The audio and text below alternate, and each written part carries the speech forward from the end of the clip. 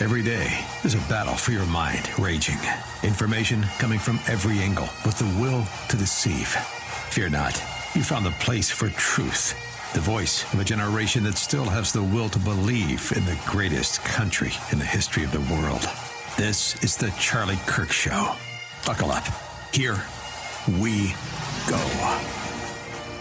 All right, welcome to the Charlie Kirk Show. This is Andrew Colvett, executive producer of this fine show. And I'm joined in studio here in D.C. No, we did not change the set. We're just on location in Washington, D.C. And I'm joined by Jack Posobiec. What's up, man? We're holding it down here in the Imperial Capital while Blake is on assignment in Italy. I'm just going to out him right like that. I was going to say, we don't usually tell people specifically where they are. Well, in this instance, it's just too cool. I have to say it. It is pretty cool. He has a family member that's taken the vows to become a nun. Female which family is member. Super based. It's actually Blake, isn't it? Blake's joining a nunnery. Blake's joining a nunnery. Excellent. There's too many. Finally found a place for Blake. Too many tripwires in that minefield you just laid for me. So, anyways, we are honored to be with you guys. I just have to say we've gotten such a tremendous outpouring of just feedback from our show yesterday that we did from the White House.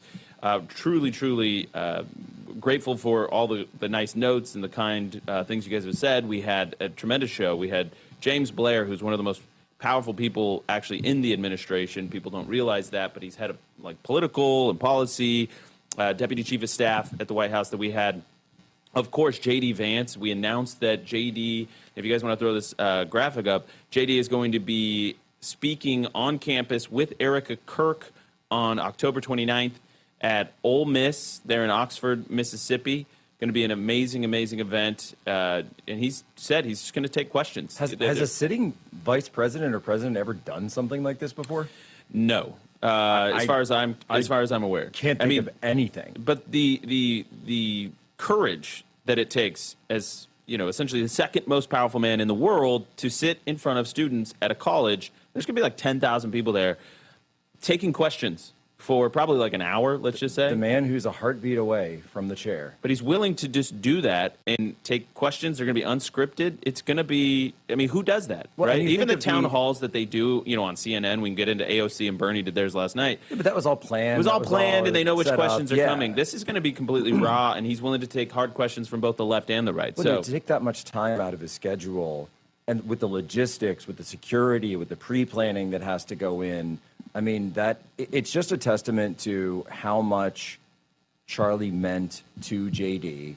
and how big of an impact that Charlie's legacy had, not on only J.D. as a person, but really on J.D.'s politics. And J.D. really has told the story that Charlie was the one that really backed him, encouraged him when he was first running for Senate, and then eventually where he is now in the vice presidency. Yeah, J.D. would tell you this as well. He would not be where he is today as the sitting vice president of the United States because he probably wouldn't have been senator, and then he probably wouldn't have had so much backing and support from a lot of people that Charlie helped bring about when he was being considered for vice president. Charlie really spearheaded that. And then, of course, all the efforts, the Turning Point Action, that you did, Jack, to get J.D. in office, to get President Trump in office. So we've both been doing the media rounds, Jack, because we're in D.C., we're in the Imperial Capital, might as well make use of it.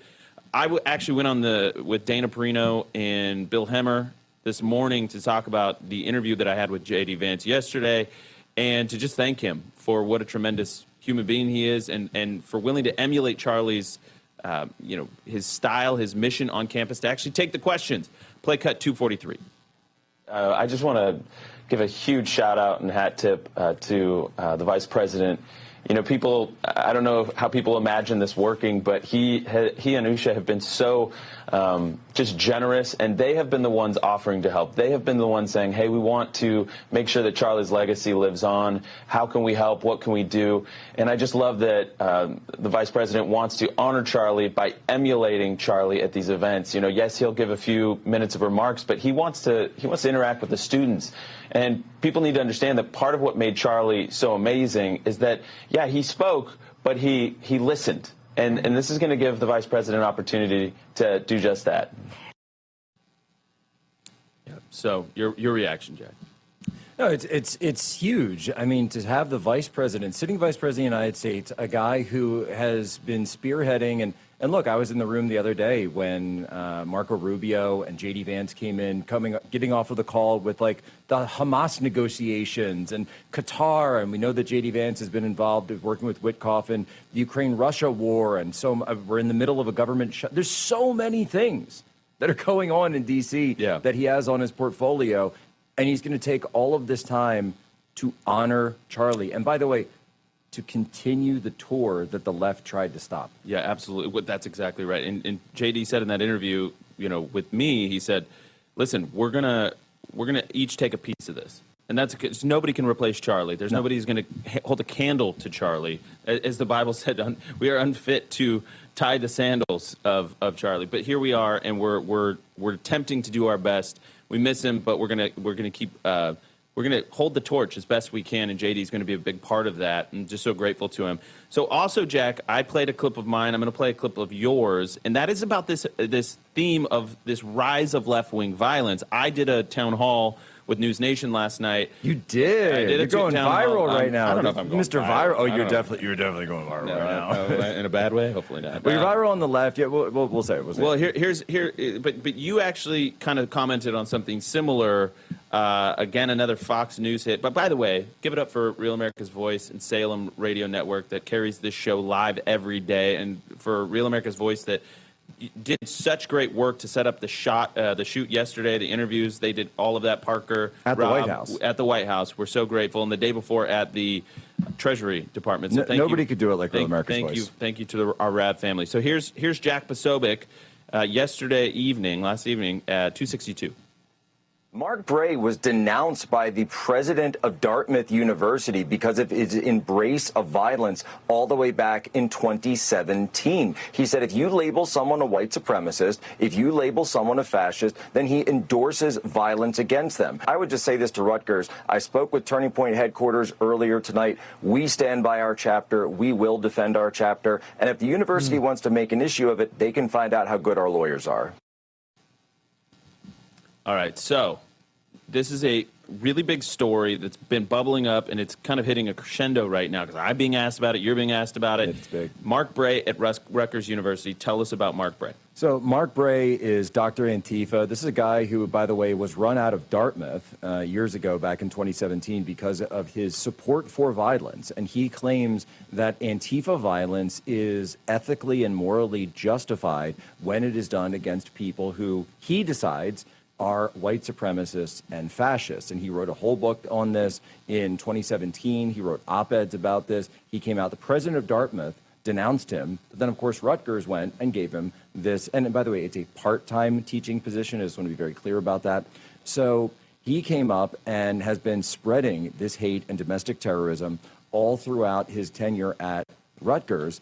Well, in the wake of Charlie Kirk's assassination, the Turning Point chapter on campus was saying, look, this guy has been here for all this time. He's spreading violence. Our leader was just taken out. We don't feel safe with him on campus. He's creating a harassing and violent, toxic environment for us, and we would like to see something done about him. They launch a petition.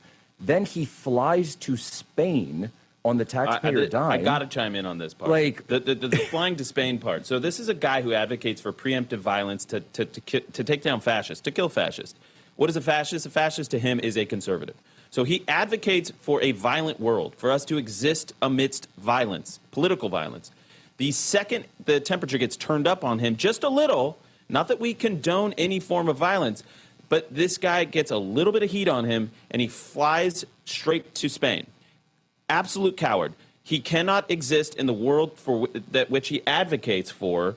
And then, and he's taking a vacation. These kids are, meanwhile, getting doxxed on campus. Yep. The university is launching an investigation on the kids, not him, not on the violence that he advocates for, but on him.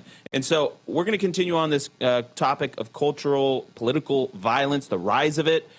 But first, I'm going to tell you about one of our partners here, and that would be Done with Debt. When you're buried in credit card and loan debt, it's human nature to put it off and say, I'll deal with it later. If that's you, don't do that. Here's a hidden fact. The debt strategy experts at Done with Debt have shared with me. They discovered a little-known strategy that works in your favor to dramatically reduce your debt or even erase your debt altogether. They aggressively engage everyone you owe money to, and they want to do it this fall. Why so quick? They know which lenders and credit card companies are doing year-end accounting and need to cut deals. They even know which ones have year-end audits and need to get your debt off the books. So use that as your point of leverage. These people, they need help too. And getting your debt off their books will help them. So go to donewithdebt.com and talk with one of their specialists today for free. Get on it now. The sooner you do this, the better. Visit donewithdebt.com. That's donewithdebt.com. We're going to continue this conversation after the break about the rise of political violence, and we have Coach Tuberville joining us in hour one. Don't go anywhere. Go.